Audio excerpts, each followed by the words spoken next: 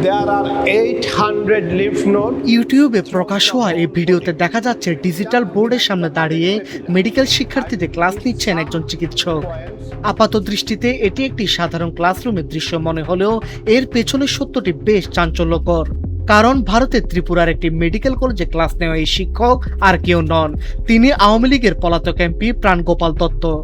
Go to the Google, give a search on Professor Pran Gopal Datta. চ্যানেলটির একাধিক ভিডিওতে তাকে নিয়মিত শিক্ষার্থীদের লেকচার দিতে দেখা যায়। পেছনে ডিজিটাল বোর্ডে প্রদর্শিত হচ্ছিল চিকিৎসা বিজ্ঞানের বিভিন্ন গাইডলাইন।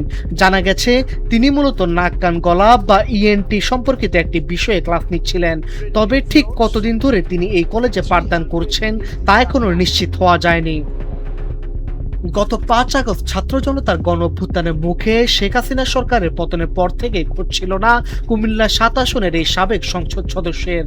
আওয়ামী লীগের অন্যান্য মন্ত্রী এমপিদের মতো তিনিও চলে যান গভীর আত্মগোপনে। দীর্ঘদিন তার অবস্থান নিয়ে নানামুখী গুঞ্জন থাকলেও ত্রিপুরার এই মেডিকেল কলেজের সাম্প্রতিক ভিডিওগুলো নিশ্চিত করছে তিনি বর্তমানে ভারতেই অবস্থান করছেন।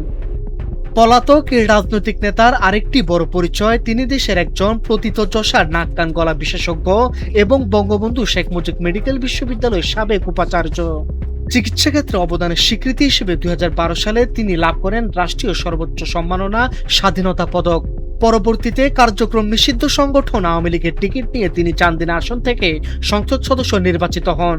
দীর্ঘদিন ধরাছোঁয়ার বাইরে থাকা এই প্রভাবশালী এমপির হুট করে ভারতের মেডিকেল কলেজে শিক্ষকতা করার এই ভিডিও ক্লিপ এখন সামাজিক যোগাযোগ মাধ্যমে বেশ আলোচনার জন্ম দিয়েছে। Of different structures.